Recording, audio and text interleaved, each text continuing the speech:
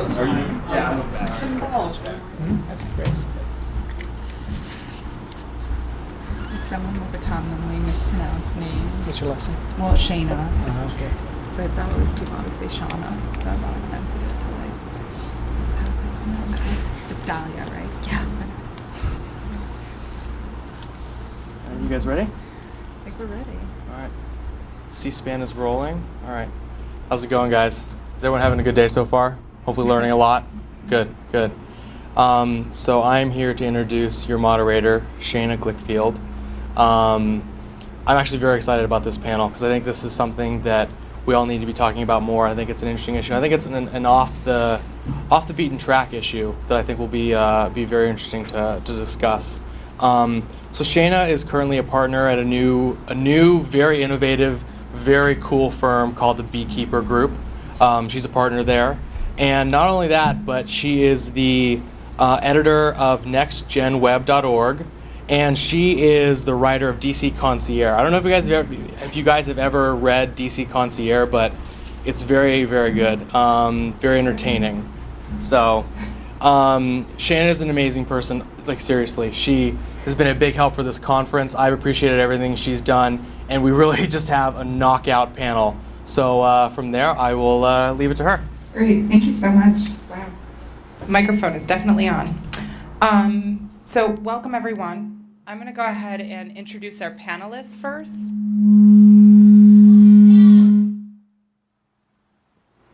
Okay, oh, perfect, thank you.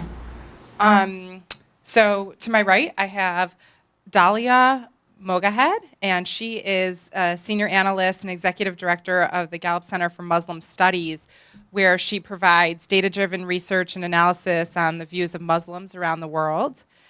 And next to her, we have Matt Reyes, and Matt is a marketer and speaker with Photo Latino, and is also the founder of Twitteros.net, which is a Latino Twitter community. And next to him, we have Navarrow Wright, and Navarrow is the president of Maximum Leverage Solutions, and he co-founded the hip-hop community, globalgrind.com, with legendary hip-hop mogul Russell Simmons, and formerly served as the CTO of BET Interactive. And at the end, we have Bill Meierling. And Bill is in the multicultural practice at Edelman, has been there since 2008, and he's counseled a wide array of clients on their outreach and engagement with multicultural communities. So like Bryce said, we do really have a knockout panel here today. As he also mentioned, I'm with NextGenWeb, which is the online community of US Telecom, the Broadband Association. And on the website, we talk a lot about the benefits of broadband, like health IT, distance learning, public safety.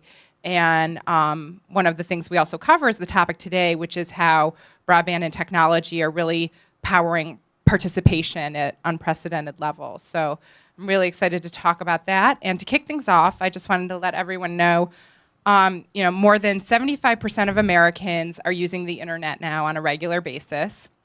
On top of that, US mobile penetration is predicted to top 100% by the end of 2012. So we're also seeing significant positive trends in minority adoption and usage of these tools, and we want to know, or what our panelists will hopefully help us understand, is what does all this mean for candidates, campaigns, organizations, and businesses? So to get to the bottom of all this, I'm going to ask a couple questions, and then we'll open it up to the audience. So first off, I'm going to go to a study by the Joint Center Media and Technology Institute. They found in February of 2010 that a number of minority internet users, specifically they studied Hispanic and African American, the number is steadily increasing, but the data suggests that minority groups are overrepresented as new internet users and underrepresented as experienced internet users. And therefore, minorities may be disproportionately disadvantaged in accessing, understanding, or fully appreciating some of the newest web platforms. Can you guys tell us a little bit of what that means for communicators, or what should we be thinking about? Navarro? I'll take a jump. I think I think a couple things. I think first, when you look at the numbers you quoted, 75% of Americans have access to broadband, and then mobile seeing almost 100% penetration. If you take a deeper look at those numbers and look specifically at minority communities, those numbers are less than half of that. And then secondly, when you look specifically at the mobile space, and I've actually been looking at this over the last couple of weeks, is that when you talk about mobile penetration of broadband, what does that really mean? You know, when you look at the different type of devices that the minority community uses versus mainstream community, the access and level of services that they have provided, that when you go about and come up with a campaign of how you message to them, you can't say, hey, I'm just going to create an iPhone app and I'm going to be able to message that community, because those devices aren't there yet in proliferation. So there's a generational gap as well. So I think you really need to look at kind of the cultural specifics of that market and where they are in kind of the adoption landscape specific to carrier and device. Bill, what do you see? Well, looking at the percentage of saturation of multicultural communities, looking at the percentage of saturation within multicultural communities and internet access via online device or via the internet in general, I think we need to be looking at, I get my own mic. I think we need to be looking at the overall representation over time and building trust with communities, multicultural communities in specific. In 2008, it was 58.2% saturation rate with African American audiences, 53.5% with Latinos. And we're looking by 2014 at a 70 or 72% saturation rate with access to broadband. During all of this time, we need to be looking at building trust and engaging communities in terms that they understand and are willing to work with. I'm going to jump in. I'm a numbers guy, sorry. I think that the key point that my colleague made was access to broadband, which is fundamentally different than having adopted broadband, right? I mean, I think we firmly believe that in a large part of the United States, there's broadband access, but specifically when you speak to minorities and urban communities, the adoption rates are tremendously low, right? And there's a lack of value, and what I like to call a lot is there's the value proposition is not there. They haven't been educated onto what the value of broadband can really bring to their lives, whether it's, you know, ease of their lives from a professional standpoint, whether it's from an educational standpoint or medical standpoint. That knowledge is not there, so they don't see the value in that, which is also ties into why mobile broadband access is so high, because they can at least see the value of that as a communication device. So if we were to take that into a tactic, it would be to make sure that your websites and your communications are mobilely enabled. Well, I think mobily enabled, yes, but culturally relevant to understand and speak to the needs that they need to have an understanding of. I mean, I think you can't go out with the assumption. I mean, I've seen everyone in the office here has some type of smartphone. This man has a battery connected to his iPhone that looked like it came from his car. So, you know, we're all connected and we all know how these devices work. When you go into these communities, that knowledge is not there. So I think it's the responsibility of any business who wants to benefit from those communities to do that education, because you're actually creating new customers or new constituents for yourselves. Matt, what are you seeing in the Latino community? Yeah, well, I represent Voto Latino, and we have. Can y'all hear me? Is it fine? Yeah.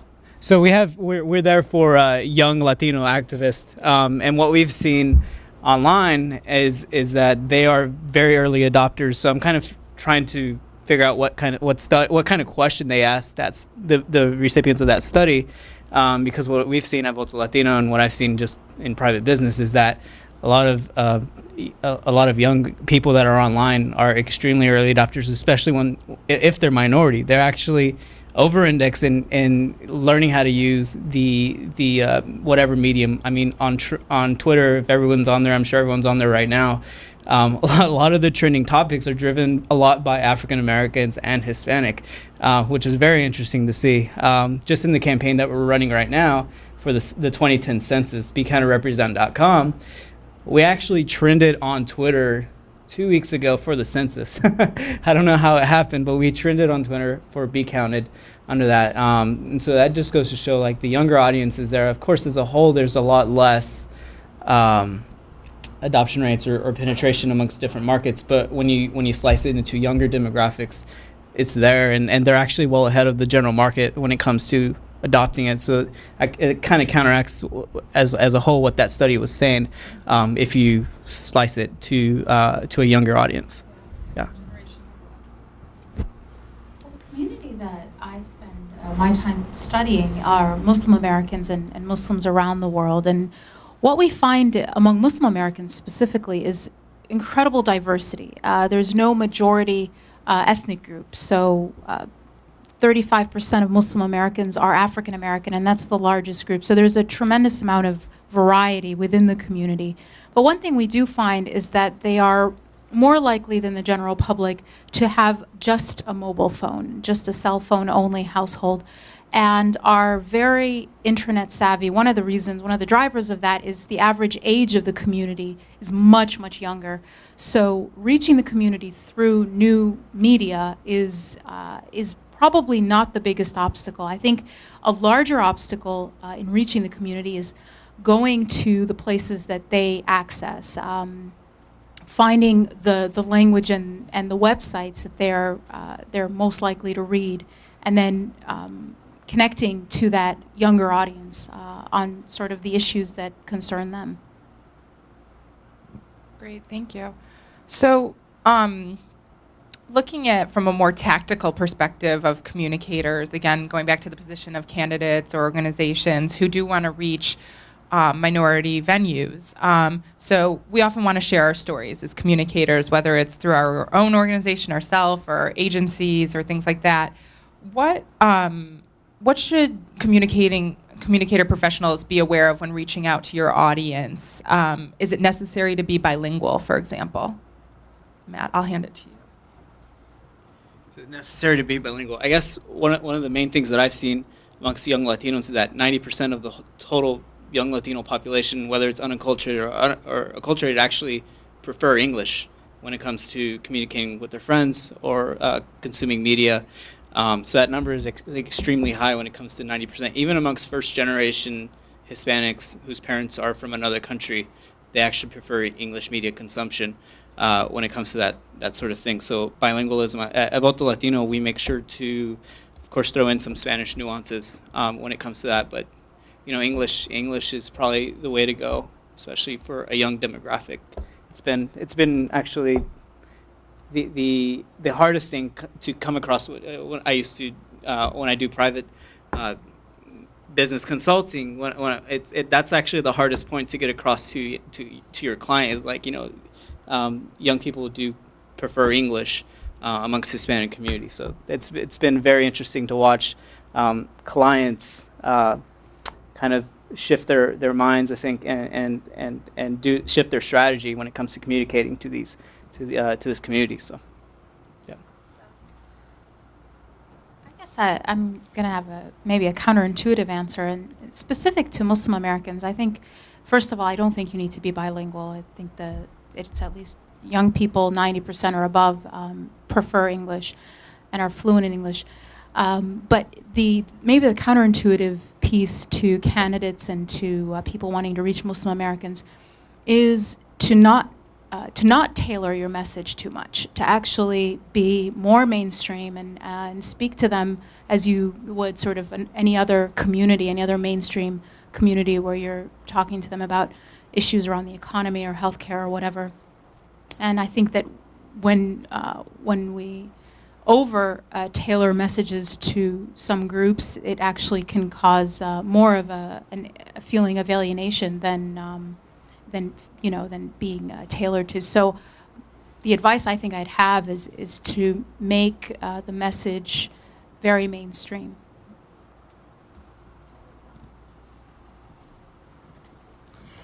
I have to agree with both Matt and Dalia, specifically with regard to Latino audiences here in the United States, where over time, as acculturation continues and grows, we need to be aware of cultural nuance, but also understand the interest of any given multicultural community to assimilate or integrate into American society. Therefore, we look at it and we want to make sure that we are blending our culturally nuanced messages, but at the same time not making that audience that we're trying to reach feel separate from the mainstream. Just to go off of what Bill was saying, I'm from Texas and in the Southwest. Like there's a bunch of cities that are influenced by Hispanics and by young Latinos. I mean, just in Austin alone, when I lived there is just an interesting connection of mixing different kinds of music and mixing different kinds of of media together, like with different cultures, and the same thing can happen in LA and that sort of thing amongst Asian populations there. We're actually running a campaign in California targeting both Asian and Latino populations, young Latino populations. The reason being is that they both have similar stories when it comes to immigration, and they also hang out with each other. They both listen to Pitbull for like it's on the radio, that sort of thing. So we try to create a campaign that resonates with the mainstream, one foot in the mainstream and the other foot within their culture, and that is just representative of how millennials are today. I guess my friends in particular are not just all Hispanic. Like this notion of targeting can be dispelled by our generation, I think. So I guess it's a different approach.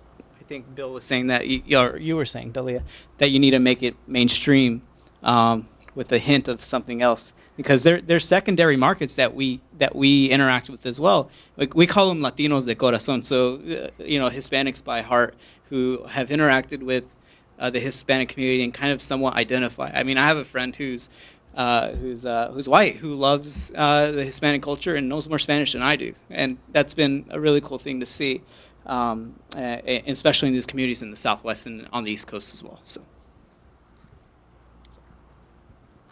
To delve even deeper into kind of tactics, I wondered what strategies would you advise to someone who wants to communicate with your particular culture? If, for example, a candidate wanted to be more inclusive, or your culture is well represented in their base or community, what strategies, for example, would you recommend that they look up blogs and that are for your culture base and do blogger relations that way? Or maybe you would recommend they actually hire a minority ambassador, or something like that. What would you recommend? And I'm going to start with Navarrow. Yeah, I don't know if ambassador, I think, is kind of strong. I do think they need to have an understanding, in any audience they go after, have an understanding of where they gather their information from, and whether it's they advertise there, whether it's they get their message there. I mean, the beauty of the internet and the beauty of social media is that there's infinite scale. So if you have multiple messages that you need to get out to unique subgroups of people, you can get them all out at the exact same time, and you can react to them. So the key thing I would say is, one, to get those messages out on the sites that they live, but also give them reasons to come back to kind of the destination site. I think the Obama campaign is probably the archetype of a lot of that stuff. That he had profiles everywhere, from Black Planet to Asian Avenue to Facebook to wherever anybody lived, and he was able to give unique messages on those platforms to show that, hey, I understand the issues that I need to address with you, but at the same time bring people back to a central point so that they were kind of unified. So it allows you to do both, and I think that's where the focus would need to be.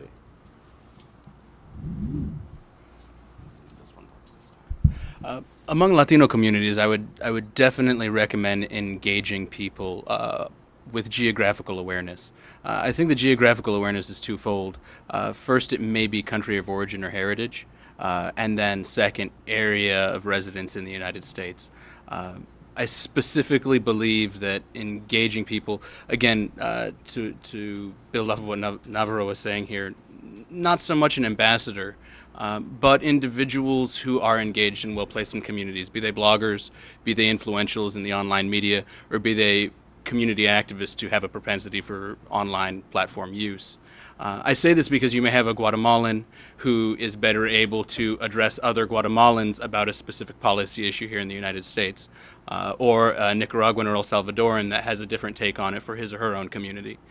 Secondarily, in terms of geographical awareness for the United States with Latino audiences, I think there's a difference in propensity for use of second languages or primary languages, depending on where you are in the United States. Whereas here in Washington, D.C., if you look Latino, you will probably be addressed in Spanish, and it's completely acceptable. I expect that acceptance is derived from the vast international focus of the area, the World Bank, the IMF, the Inter-American Development Bank, and so on. Whereas on the southwest border, if you look Latino, it may be considered insulting to address someone in Spanish or to approach them via a Spanish web portal. That's a good point. So, Matt? I mean, in terms of like reaching out to like in amongst different social networks, one thing that I was arguing or trying to relate to my colleagues at work was, okay, so there was this statistic that said a lot of organizations were leaving out minorities because they shifted from MySpace to Facebook really quickly. And so I was like, well, let me look at the numbers really quickly. And that existed for a good year when Facebook was getting more popular amongst the mainstream. But then they made a really interesting shift, and of course opened it up after they weren't college-centric anymore.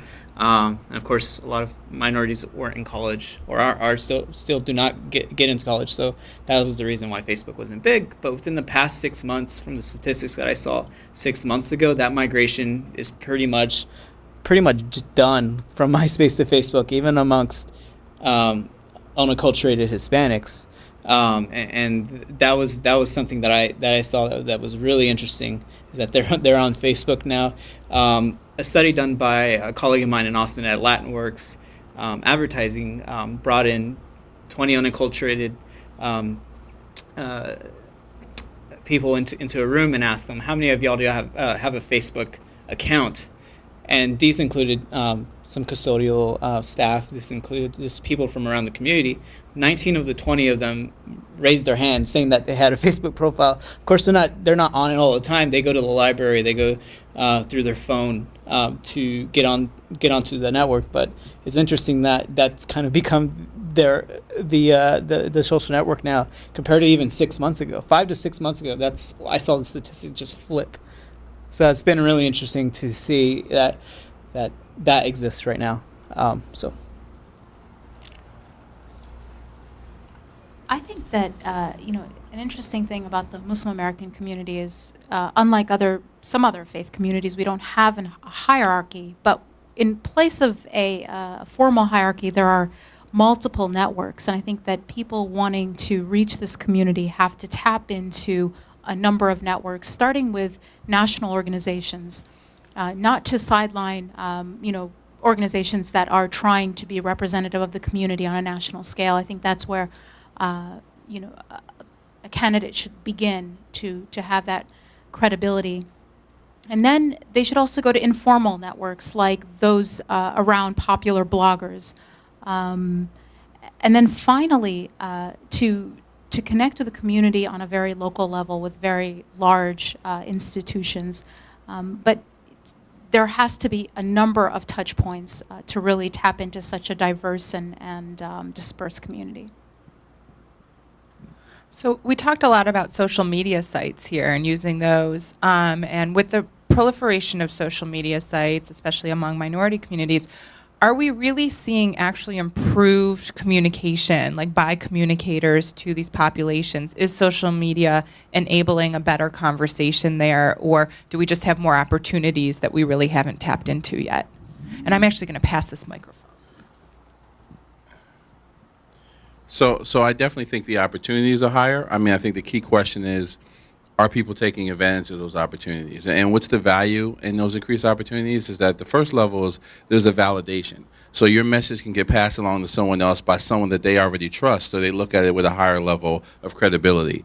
And then secondly, it allows the users you're engaging to feel a level of control. I mean, just as we're sitting up here, I just got a post from a social media site that said Mountain Dew just released 3 fan-created flavors of their drink. Right, now if you think about that, and you think of the institution of Mountain Dew and how much that is a shift, that they actually went to their users and said, hey, what flavors do you like? And the most popular flavors, they changed their supply chain and created brand new flavors. So that gives the users who are there, who they felt like they're a part of that process, so of course they're going to buy more of that. And secondly, that allows them to have direct connection with their audience and increase consumers. So if you look at that model, I think anyone from a campaign to a business can take elements from that and really achieve kind of a synergy between the people they're trying to connect with.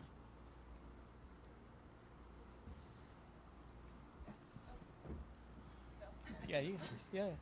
The one mic is a bit problematic. I definitely agree with Navarrow here on the idea of online engagement and engagement in general with multicultural communities, where Latino, African American, Muslim American communities are largely decentralized. There is not one specific access point, touch point, area of origin, etc. I believe that online groups, online platforms like Twitter, like Facebook, are giving us new opportunities to reach trusted community elites and allowing those people to carry the messages, allowing them to repurpose information. Information given by a trusted friend is far more valued, and we've seen recently, I would say over the past 10 months, Latinos and African Americans specifically highly trust messages delivered to them by their friends on social media platforms like Facebook. They're more likely to buy products recommended by their friends and more likely to subscribe to services or, say, in this case for politics, support a candidate. Just to offer another statistic that's very interesting, over the course of 2009 and here into 2010, Latino and African American use of Twitter has grown 770%, and Latino use of Facebook has grown 65% just in the past 18 months.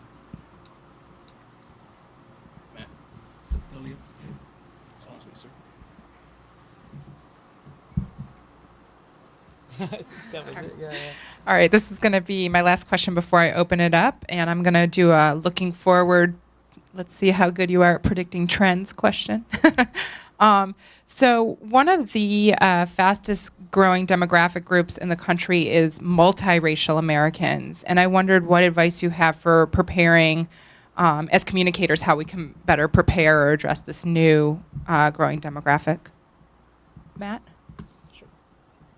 So Hispanics are by nature multicultural, multiracial. So it's kind of something that's not new to the population, and even amongst, I'd say, the majority of America is becoming that way. Even if they are, mostly European, but they've interacted with different communities. So culturally, we are multicultural. Even if you're in Iowa, in the middle of Iowa on farmland, I'm sure sometimes you are connected to different communities,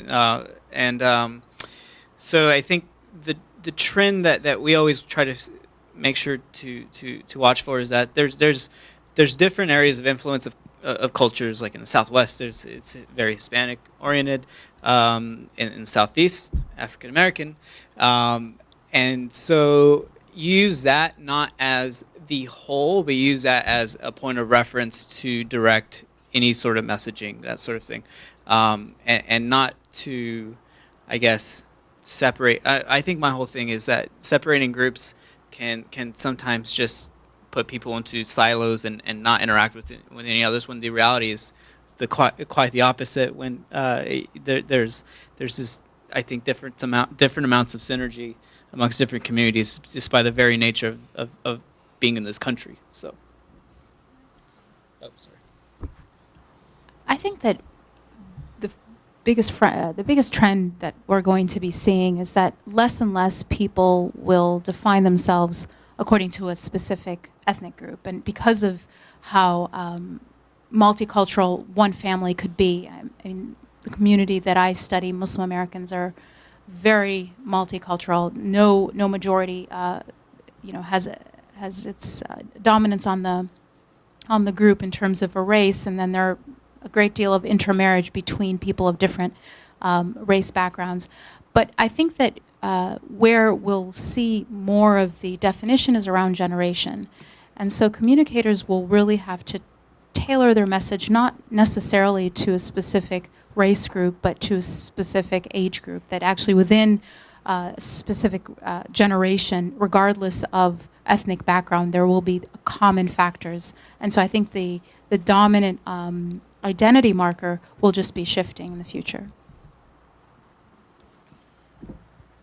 So yeah, I'm less. I don't think that the whole term multiracial is anything new. I think we're a multiracial culture today. I actually think if you really want to look for in terms of two groups that exist, they're when we talk about age groups, we talk about, the digital natives, which are, the 10-year-olds to the 25-year-olds now who grew up with the internet with them as part of their everyday lives versus a lot of us in this room who are kind of digital immigrants. We've kind of been dragged kicking and screaming into the internet age, and we kind of coexist. And I think the other two groups that we really need to focus on are the connected and the disconnected. I think we look around the room and, when would you ever think you'd come to a government conference and it'll be sponsored by AOL and people have iPads a week after they came out? I mean, if that kind of shows you the speed in which things are covering industry, but there, for every new launch of a new product or a new idea, there's still a subgroup out there that doesn't have a connection to it, right? They may heard about it, but they won't touch it or interact with it until we're much later down the path. And as that accelerates, that gap's going to widen, right? So I think there's opportunity there from a business standpoint. I think there's a need there from a political standpoint to address those issues. And I think regardless of race, because on the connected side, it is multiracial. If you go to Silicon Valley, it's a very diverse set of people creating new tools and applications. And race really doesn't really become the issue there. It's more about knowledge and free open sharing. But in the disconnected world, it is disproportionate to minorities. But I think at the same time, if we kind of brought them over, you would solve a lot of those issues. Just one point to add, and also to agree with Matt, and to give a little bit of a window into the diversification of America. I am a Nicaraguan, German, first-generation American.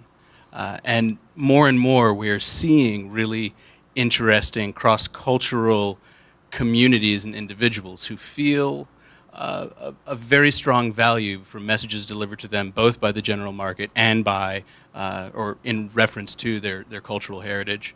I wouldn't say that it's changing the way communicators communicate. Rather, I would say it's changing the lenses or windows through which our communities view messages. Much like has been said throughout the panel discussion so far, I believe it's important that we continue to outreach and engage multicultural communities, but at the same time, making sure that our contact with them is relevant and specific to issues of importance to the community. I say this, and it seems very generalized in the statement, but it's very important to understand that our communities are interested in hearing messages that are important to them, while not, as communicators, pandering to those communities around issues that we perceive as of importance.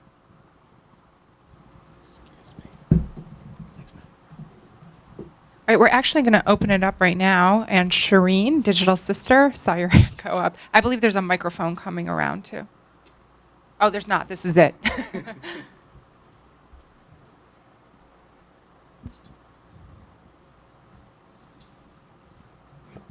Sorry, I have two questions. Matt, in terms of the younger generation being early adopters and using tools like Twitter, how does that translate into voting, taking action, actually building some of these apps and not being the consumers of it? In addition to the MySpace piece, you're saying they moved over to Facebook, but Facebook does not have any data points that you can collect ethnic diversity to know what the real numbers are. So in terms of numbers, how are we really tracking that and really looking at that? And Navarro, my question to you is just in terms of mobile access, and with 12% of the population of African Americans actually having smartphones, what does that change? How does that change the strategy in terms of addressing them for campaigns, for organizations, and otherwise? Okay, you want to go first? Yeah. All right, good. Let's see if can everyone. I don't know. There it is. All right, great. I guess the first question is how can politicians or in campaigning, how can they reach their audience? And that's really through sustainability. And if they're barely introducing themselves when they get on Facebook to a certain community, they haven't done their job. It's just a way to extend what they were already doing. So I think that's my main point is if they haven't reached out to that community already in their grassroots experience, then I think that is something that should be addressed before they hop onto a social network and start running a campaign. I think offline interaction is probably the best way to interact with any community. I guess the second question is, yeah, you're right, Facebook does not track a person's ethnicity, but you can try, and that's where your research comes into play when you're researching different music tastes, different interests, that sort of thing. I know when we did, if you were to by Facebook ads or something like that. You can do it by musicians liked, by different interests, by Spanish language. One thing we focus on is mostly music from our end. A lot of our campaigns are music driven and celebrity driven as well. And those also cover mainstream people who feel Hispanic as well, just from their interactions. So even though that it doesn't cover which exact ethnicity, there's cultural reference points that you can use for it. Okay, so answer a couple points. Not going to go in reverse. I think in general, whether it's mobile or the web, kind of deploying technology for technology's sake without taking into account the specifics of the audience, is kind of backwards, and it won't give you kind of any kind of success metrics. I do believe that specifically in the mobile space, anyone who's going out to try and reach a broad audience has to take a kind of multi-tiered approach. I think, again, looking out to some of the vendors out there, if you're going to come up with a new campaign app and say, you know what, I'm going to deploy it on the iPad and it's going to reach, a diversification of audiences, you're just wrong, because that device just hasn't permeated yet. And like the number of 12% of smartphone proliferation through minorities is a good start. But it kind of shows you that if you're trying to get to a wide spread of minorities, an iPhone app is not going to do it, right? You're going to have to go native. You're going to have to look at the devices that they're using, and then you may even have to look at going through SMS, because if you look at a lot of those numbers, really a lot of that usage is around SMS to a large piece of the minority community.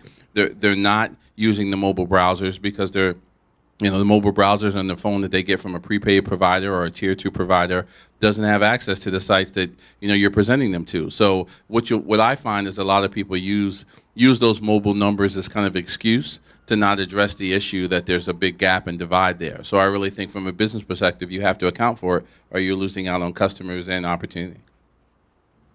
I guess to piggyback off that, I think one of the main things I try to drive home is that lo-fi works. Even though there's people always ask, like, what's the next Twitter, what's the next Facebook? Part of me doesn't care, because let this be in place. Like, if there's a mainstream that already exists, or if there's a communication that already exists, lo-fi works. I mean, even if you have like the prepaid phones, SMS. I mean, we're doing an SMS campaign right now that's extremely successful, that works really well amongst all communities, even young communities. It's probably more successful than social media at some times, because they get to pass it along, and it's very instant. I mean, I don't get to check my Facebook message right now until after this panel, but if there was a message that came through, it would come up really quickly. So I think, SMS, of course, that penetration is there. One of the most interesting statistics that I found was 25% of iPhone users are Hispanic, and that was a crazy. You can Google it and look it up. You'll find the statistic. If you go to the sports category on your iPhone in the iPhone App Store, the Univision football app is number one. That's due to lack of competition, though. That is due to lack of competition, and that's an opportunity for other businesses and that sort of thing. So there's not. It's kind of an all-in approach. You shouldn't just focus on your iPhone. What we did was focus on every phone, from WAP, all the way to the iPhone. So it was multi-tiered to cover pretty much every smartphone, even and down to the most very basic phone that handles SMS. Bill, I don't know if you want to chime in, Bill. No. Okay. Any other questions?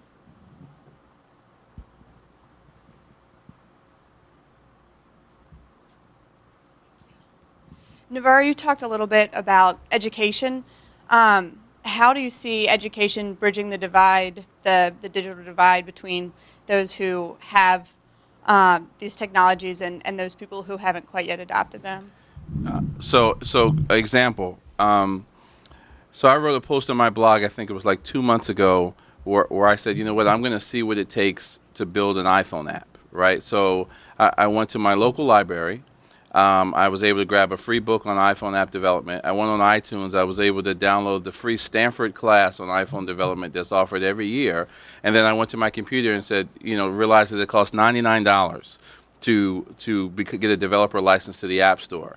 And if you look at that in comparison to opening a restaurant, starting a cleaners, running a paper route. I mean, any of those things are more labor intensive than it is to get on one of the most emerging platforms out there. So when you look at kind of broadband access, and having the ability to have access to that information, to me, it's a big enabling and empowering tool for someone to see that they can create their own business, that they can learn these new things. And I think just in general, we need to educate people that this information is out there.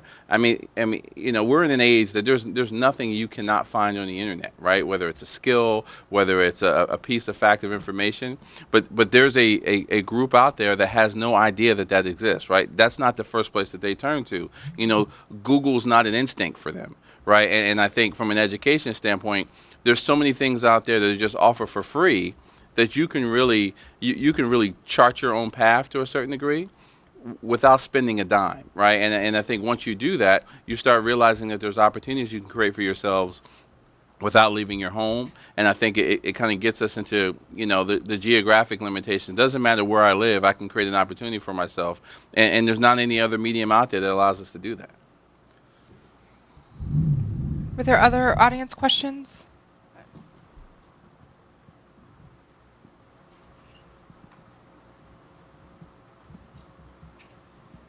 Since you've been talking about everything online, I was hoping you might all be able to elaborate more in offline, like the multi-tiered approach of grassroots engaging minorities and so forth.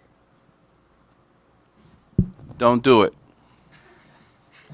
I think you have to answer your own question. Is from everybody today, because of whether it's the economy, how fast we need to move, is trying to do more in less time, right? So you guys have been in the political space, I'm sure, for some time now. You know the time and effort it takes to do an on-the-ground grassroots campaign, right? Now, in comparison, in terms of doing an online campaign where you can reach a larger audience with less resources and get feedback, right? The difference is when you're on the ground, you may reach them, but you may not necessarily get the same feedback. I mean, there's what I call kind of tech confidence. People are a lot more open when they're not staring you in the face, right? When they're at their home, they'll tell you what they want you to know, because it's not like you're going to come knock at the door and have an argument about it. So you get free-flowing expression. So I really believe, I think in some areas grassroots is important because people still want to see that you're connected to them. But really the grassroots is for the people who aren't connected, right? I mean, if you think about it and you look at any of your campaign data,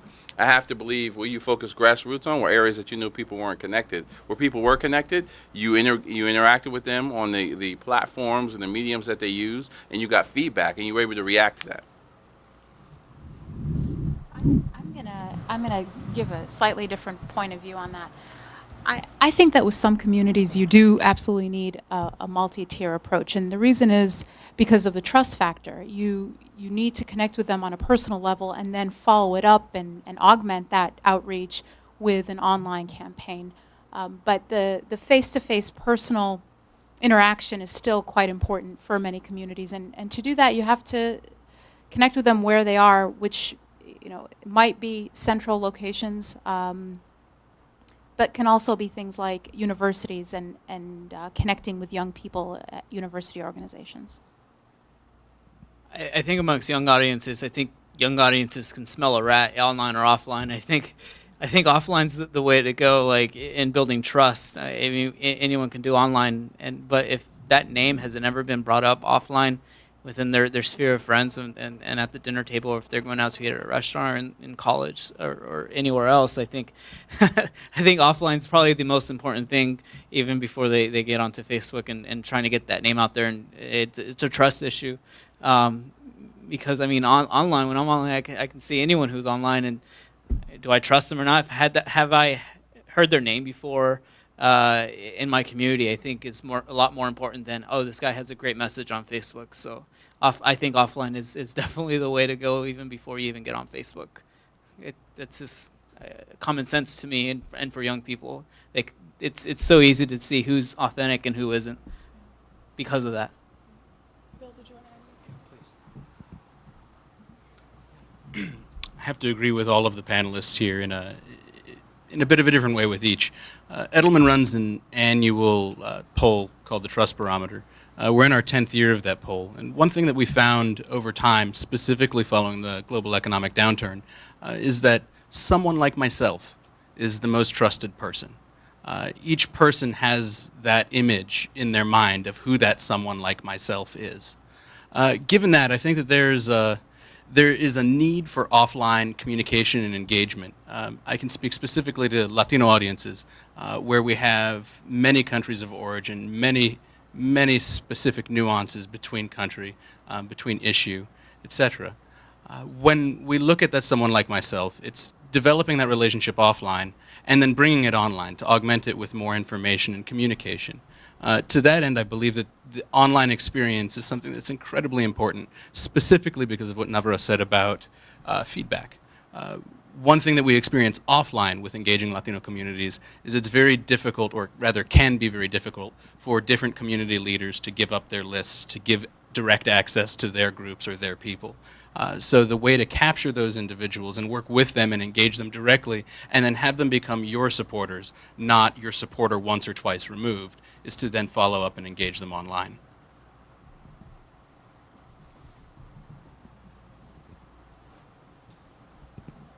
Great. And I would just also add, and thanks everyone, these are great answers, that the online tools are great for feeding into offline activities. So I know, and I don't know if we as moderators get penalized for mentioning the Obama campaign, but there were, people were organizing phone banking parties through an iPhone app, or organizing, other meetups or things to do offline activities through a Facebook or things like that. So I see a lot of ways that technology is feeding offline activity and then working your way up your own kind of organizational ladder of engagement that way. Were there any last questions? I have one more. Okay, go ahead.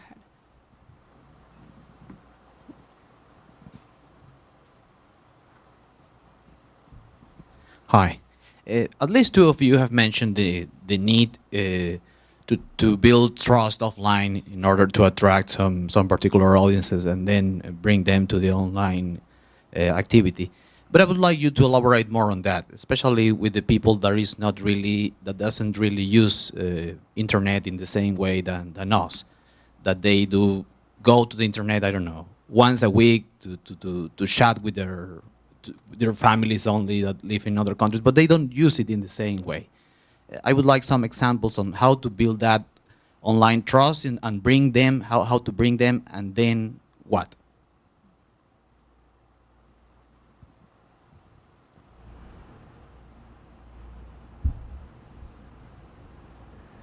I think the main thing is that it goes back to, it's just a medium. I think social media is just a medium. Television is just a medium, because the main thing that I think any politician or organization would be, what is your purpose in organizing? If the organizer is not well informed on his or her issue, then the medium doesn't even matter. So that in turn turns into offline organizing and building a successful online organization.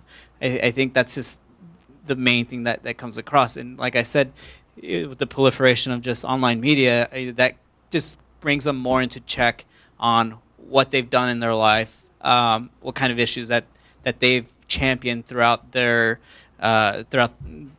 past few years. You can check on it online, and if there's some sort of discrepancy between a certain community and the person who is running for an election, the organization that's trying to do outreach, then it's going to become very apparent and turn into an offline disaster. So.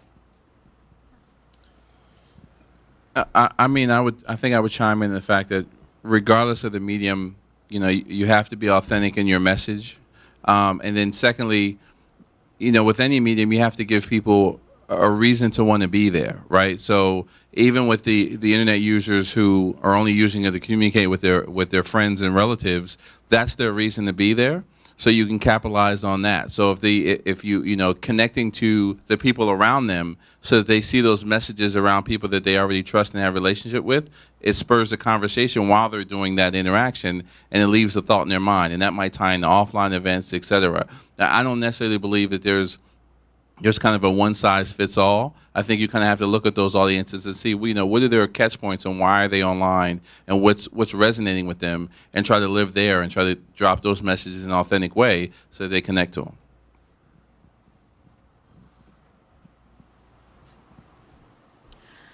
I think it is important to start offline and to be to connect with people in a way that they feel that they've had that personal interaction. I'll just give you one quick example.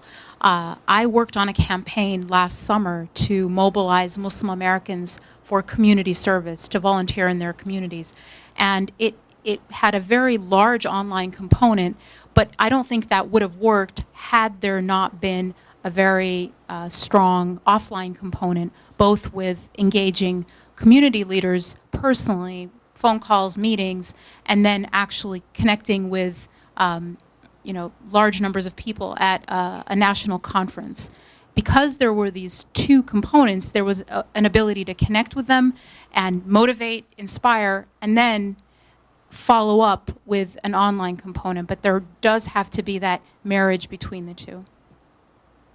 And then finally, just one more thing, is you have to give people something to do. If you want to keep them engaged, they have to feel a sense of ownership and involvement. So once you get their attention and then have their internet space, you need to give them something to do that will empower them to be a part of this larger movement. So to get to also part of that question as well, it's how do we build these communities then up the kind of ladder of technology savviness? How are we, building their own digital literacy so that we can really embrace all these online tools to their full extent and still reach these communities? Are there campaigns, are there things that we should be doing? I mean, I think I think digital literacy it can be part of a campaign. I think you can kind of create a duality of value. I think if you know you have to reach a certain audience and you know that they are not literate, you can educate them and inform them of your cause, your initiative at the exact same time. And the reason why it serves a double benefit is that, if it resonates with them, then they share it with their friends, and they share it with their friends, and they'll bring other people online. But until we kind of create that value and the reason to be there in the first place, you're not going to engage them. So you're not going to have them online. So I think it's kind of a necessity at this point to either come up with your own digital literacy campaigns or partner with some to make sure that those value props are instilled so that they know what they're coming to look for. I would say compelling calls to action and time. We've seen adoption quickly saturate the market, and we have more folks involved and engaging online. It's beholden upon us as communicators and on other corporate entities or political campaigns to buy in while you are still ahead of the wave. We're looking at incredible numbers of people online and incredible numbers of multicultural audiences becoming the majority. Let's look at the Southeast in general, where almost every city, primary or secondary, is majority multicultural. There may not be online platforms deployed at this point that would service those groups. However, let's look at how quickly, just over the past year, other online platforms, social media platforms have grown specifically within these groups. This is the turning point right now. This is the tipping point where we need to get out there, not only with the compelling calls to action, information, educational or otherwise, but also to get out there and engage. I think one of the most important things that we at Voto Latino look at is net neutrality. I think the most recent FCC and ruling there is really important, especially from Voto Latino. We came out and spoke out in support of net neutrality, and it was very upsetting to see that ruling that came out a couple of weeks ago.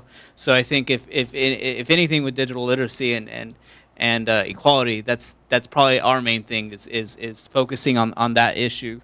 And I'm sure everyone's in agreement on that here. So Not necessarily. No. Not necessarily. Yeah, actually, it's a balance kind of thing, because a lot of people do say that the other side of that is what will do the best in terms of investment and broadband adoption and making that our focus. So it's a little bit of both. But I saw one more question from the audience right here. Any authors you recommend in this area? That's a good question. Authors. the main one that I read is Douglas Rushkoff. He does a lot of media history. He's an excellent professor at the new school. I think he's going back to NYU pretty soon. He's who I read talks about media proliferation and history amongst different communities and how that fits into economics and history in general of how businesses and organizations proliferate and talks about equality and that sort of thing. So I think he's probably the most influence. He's had the most influence on what I've read and how I've formed my opinion. So Rushkoff, Rushkoff. Yeah, I mean, I was going to say the less about authors, but really be active in the blogosphere. I think, you get information at a much more immediacy than any, and by the time an author writes a book and finds research, their research is old. Especially in this industry, but bloggers really kind of give you a real-time assessment. Classic example on the consumer side, the day the iPad came out, you're getting real-time reviews of what people thought of it, how they thought they were going to use it, how it's going to change their industries, etc. By the time someone writes the first iPad book, that stuff's outdated. So any issue that you're looking at, you can pretty much find someone who's blogging about it who can at least give you a perspective of how it impacts them and how you can react to it.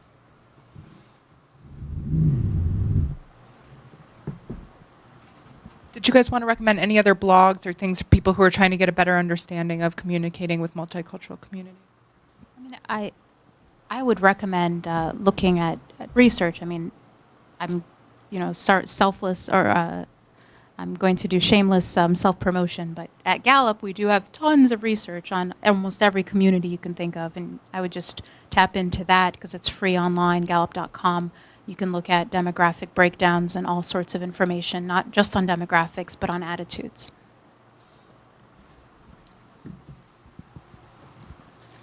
Just two others to piggyback on what Dalia is saying. First, I would highly recommend the Pew Hispanic Center.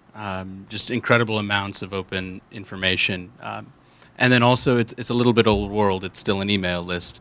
But ACER, the Hispanic American Center for Economic Research, and Eneas Biglione, put really great information out about engaging Latinos in the United States and about Latinos in general.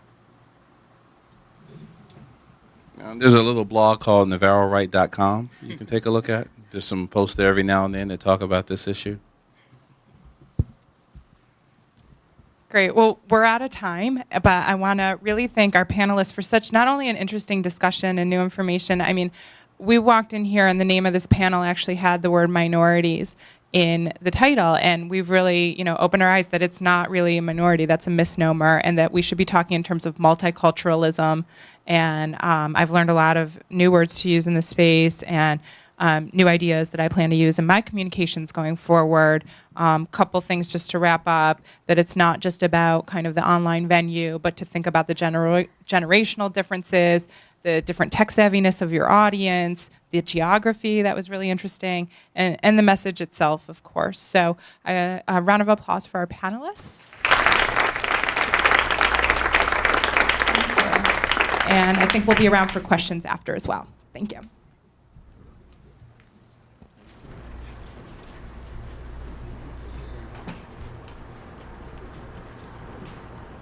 This morning, the Assistant Attorney General for the Justice Department's Civil Rights